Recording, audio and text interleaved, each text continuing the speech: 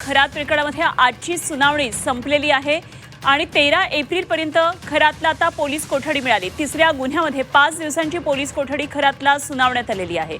खरात संदर्भातली यक्षणाची मोठी बातमी आहे। 13 एप्रिलपर्यंत आता त्याला पुन्हा एकदा पोलीस कोठडीत धाडण्यात येते। तिसऱ्या गुन्ह्यामध्ये 5 दिवसांची ही पोलीस कोठडी त्याला देण्यात आलेली आहे।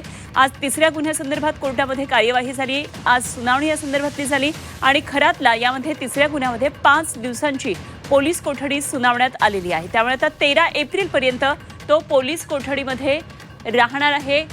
आत्तापर्यंत 3 गुन्ह्यांसंदर्भात कोर्टानं त्याला पोलीस कोठडी दिलेली आहे। आता आजचा हा तिसरा गुन्हा आहे, पुन्हा एकदा 5 दिवसांची पोलीस कोठडी दिलेली आहे। तर खरातच्या संदर्भात रोज नवनवीन कारवाई होताना आपल्याला पाहायला मिळते। अनेक गुन्हे त्याच्यावर दाखल आहेत आणि त्यातल्या तिसऱ्या गुन्ह्यासंदर्भातली महत्त्वाची बातमी।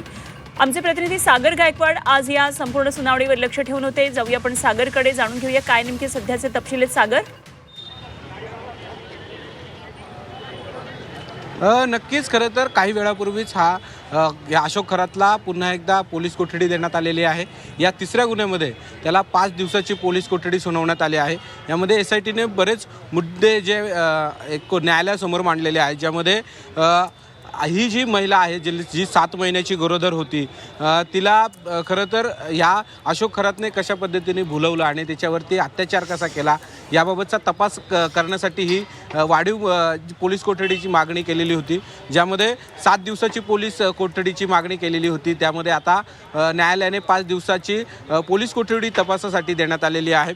ज्यामध्ये महत्त्वाचे मुद्दे असे आहेत की ह्या ज्या 7व्या महिन्यामध्ये ज्या मुलीला, ज्या महिलेवरती अत्याचार केलेला होता, तिला वेगवेगळ्या भूलथापा या अशोक खरातने दिलेल्या होत्या, ज्यामध्ये 7व्या महिन्यामध्ये नजर लागते म्हणून विशिष्ट विधी करावा लागतो असं त्याने ह्या महिलेला सांगितलेलं होतं।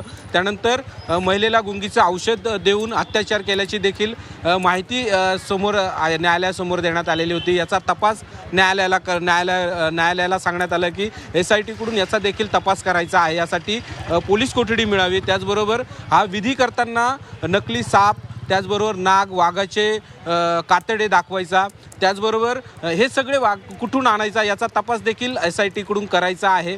यामुळे ही जी 5 दिवसाची ऐवजी 7 दिवसाची पोलीस कोठडी मिळावी अशी मागणी करण्यात आलेली होती। मात्र यात आता 5 दिवसाची पोलीस कोठडी सुनावण्यात आलेली आहे आणि आता न्यायालयाच्या दिलेल्या 5 दिवसाच्या कोठडीमध्ये आता SIT पुन्हा एकदा खरातची चौकशी करणार आहेत, ज्यामध्ये जो साप असेल, वाघ असेल, या सगळ्यांची भीती जी आहे ती महिलेला दाखवायचा आणि त्याचबरोबर वेगवेगळ्या पद्धतीने अत्याचार करायचा। त्याचबरोबर अनेक त्याने त्याच्याबरोबर चिचुके द्यायचा, जे चिचुके 1 ते 1.5 लाख रुपयामध्ये द्यायचा आहे चिचुके, किंवा ह्या विधीसाठी येणाऱ्या ज्या सामुग्री कुठून आणायचा आहे त्याचा तपास करायचा आहे। यासाठी पोलीस कोठडीची मागणी जी आहे ती SIT करत होती। आता न्यायालयाने ह्या अशोक खरातला 5 दिवसाची कोठडी सुनावलेली आहे आणि या 5 दिवसाच्या पोलीस कोठडीमध्ये अनेक बाबी समोर येणार आहेत आणि आता या कोठडीमध्ये तपास करताना अजून काय काय मुद्दे समोर येतात हे पाहणं आता महत्त्वाचं ठरणार आहे। निश्चितच सागर, धन्यवाद दिलेल्या या सगळ्या सविस्तर तपशिलांसाठी। सागर गायकवाड आमचे प्रतिनिधी आपल्याबरोबर होते।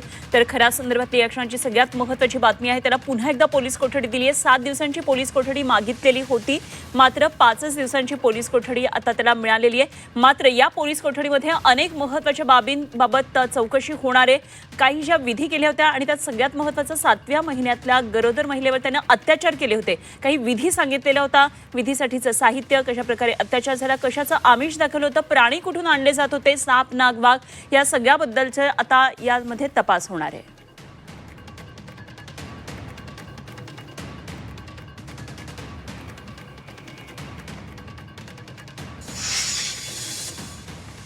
तर कोर्टामध्ये आज नेमकं काय काय झालं ते पाहूया। तपास अधिकाऱ्यांकडून 7 दिवसांच्या पोलीस कोठडीची मागणी करण्यात आली। 7 महिन्याच्या गरोदर महिलेवर खरातनं लैंगिक अत्याचार केला होता।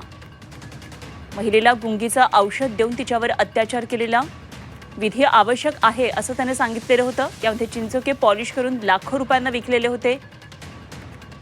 विधीसाठी नकली साप, नाग, वाघाचे कातडे दाखवलेले होते। साप, नाग, वाघाचे कातडे कुठून आणले